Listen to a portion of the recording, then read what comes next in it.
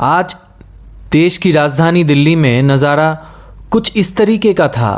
हज़ारों स्टूडेंट्स जंतर मंतर से संसद की तरफ चल के गए। शाम तक का कुछ ऐसा सीन था। इन पे टीयर गैस फायर किए गए, लाठी चार्ज हुआ, प्रोटेस्टर्स जख्मी हुए।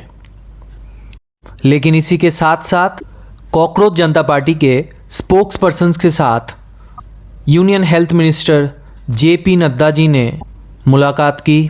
ये 2 बार हम लोग जेपी नड्डा जी से मिले। हम लोग 12 बजे यहाँ पे आए थे एंड हम लोग की मीटिंग करीब 2:15 2:30 बजे हुई।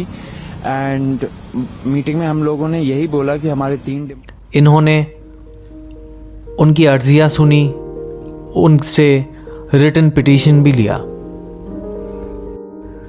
सरकार ने पहली ऑफिशियली इनके साथ मीटिंग की। तो सबसे पहले पूरी टाइमलाइन एक बार क्लियरली विजिट कर लेते हैं। कॉकरोच जनता पार्टी सीजेपी अभिजीत दीपके के लीडरशिप में मॉनसून सेशन के दौरान चलो संसद मार्च का कॉल दिया। क्लाइमेट एक्टिविस्ट सोनम वांगचुक जो 23 दिन से भूख हड़ताल पर थे और अब सफदरजंग हॉस्पिटल में एडमिट है, इन्होंने इस मार्च को सपोर्ट किया।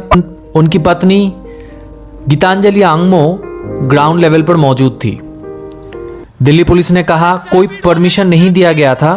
पूरे सेंट्रल दिल्ली में भारी सिक्योरिटी बैरिकेड्स, खासकर केरला हाउस और संसद जाने वाले रूट्स पर। जब भीड़ ने बैरिकेड्स तोड़ने की कोशिश की, कुछ लोगों ने पत्थर फेंके, पुलिस ने लाठीचार्ज और टीयर गैस का भी इस्तेमाल किया। कई प्रोटेस्टर्स घायल हुए, लड़कियों पर हमला हुआ और भारी संख्या में लोगों को पकड़ा गया। अभिजीत दीपके का स्टेटस दिन भर बदलता रहा। पहले डिटेन्ड बताया गया, बाद में सीजेपी ने ही क्लैरिफाई किया कि वो अरेस्ट नहीं हुए थे। दिल्ली के कुछ हिस्सों में मोबाइल इंटरनेट सेवाएं बंद कर दी गई, मेट्रो स्टेशंस पे रुकावट ला दी गई। दिल्ली पुलिस ने हर तरीके की कोशिश की लॉ एंड ऑर्डर को मेंटेन करने के लिए। देश के यंग बच्चों ने काफ़ी हिम्मत से टीयर गैस का सामना किया। वो घायल हुए लाठीचार्ज के थ्रू, लेकिन वो पीछे नहीं हटे। हाँ, शायद हर जगह कुछ ऐसे एलिमेंट्स ज़रूर होते हैं प्रोटेस्ट को ख़राब करने के लिए, जो जानबूझ के लोगों को उकसाते हैं, ऐसी हरकतें करते हैं जिससे ये प्रोटेस्ट अपनी मकसद तक ना पहुँचे। वो लोग वायलेंट हुए, लॉ एंड ऑर्डर को अपने हाथ में लिया, पब्लिक डिसरप्शन किया। लेकिन की वजह से प्रोटेस्ट को अनसक्सेसफुल बोल देना सही नहीं रहेगा। लेकिन जो बात सबसे ज़्यादा याद रखनी ज़रूरी है, गांधी जी बार बार अहिंसा पर जोर इसलिए देते थे क्योंकि वो सिर्फ मॉरल नहीं था, बल्कि स्ट्रेटेजिकली भी सबसे मजबूत रास्ता था। उनका आर्ग्यूमेंट बहुत साफ था।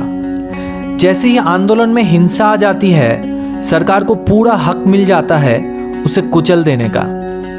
लाठी, टीयर गैस, गिरफ्तारियां सब लॉ एंड ऑर्डर बन जाता है। लेकिन कुछ लोग ऐसे पीसफुल प्रोटेस्ट को खराब करने के लिए क्राउड में घुसते हैं, सिर्फ केओस क्रिएट करने के लिए, ताकि मीडिया को क्लिप्स मिल जाए, वायलेंस के विजुअल्स मिल जाए और कल का हेडलाइन पत्थर और आग के बारे में हो, मांग के बारे में नहीं। सरकार और पुलिस से ये अनुरोध रहेगी कि ऐसे अनवांटेड एलिमेंट्स को वो ज़रूर स्पॉट करे, इन पे कार्रवाई करे और इन्हें ज़रूर सख्त से सख्त सज़ा दे। जब देश में किसी भी मुद्दे पे अन्याय हो रहा हो तो उस पे प्रोटेस्ट करना हमारा हक है और स्टूडेंट्स सही कर भी रहे हैं। लेकिन एक चीज़ अपने जहन में ज़रूर रखना, हम नेपाल नहीं हैं, हम बांग्लादेश नहीं हैं और हम कभी भी ऐसा बनना भी नहीं चाहते। वहाँ जो भी हुआ वो कोई बदलाव का टेम्पलेट नहीं था। ये गलती हमें दोहरानी नहीं है। एनर्की से कभी लोगों को इंसाफ नहीं मिलता, वो भी कॉन्स्टिट्यूशन की हत्या ही होती है।